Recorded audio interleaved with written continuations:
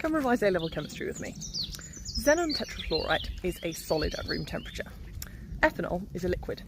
Can you explain why with reference to their structure and bonding? Both xenon tetrafluoride and ethanol are simple covalent molecules. The difference between them is the type of weak intermolecular forces that they have.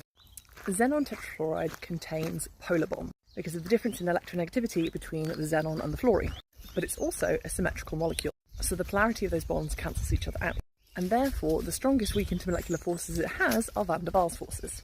Now, in contrast to that, ethanol contains some hydrogen bonded to some oxygen, and we all know what that means. So ethanol has hydrogen bonding between molecules, where the lone pair on the slightly negative oxygen is attracted to the slightly positive hydrogen on an adjacent molecule. And we know that in general, hydrogen bonding is stronger than van der Waals force.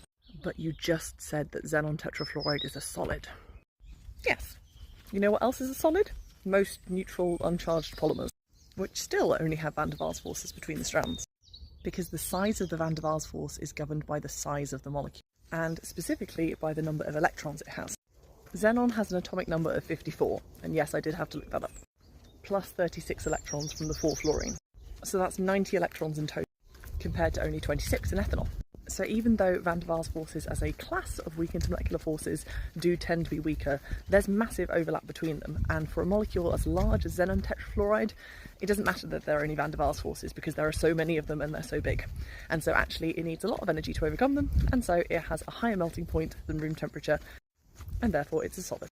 Meanwhile, ethanol has a higher boiling point than room temperature, so it doesn't turn into a gas, but it does have a lower melting point, so it is a liquid.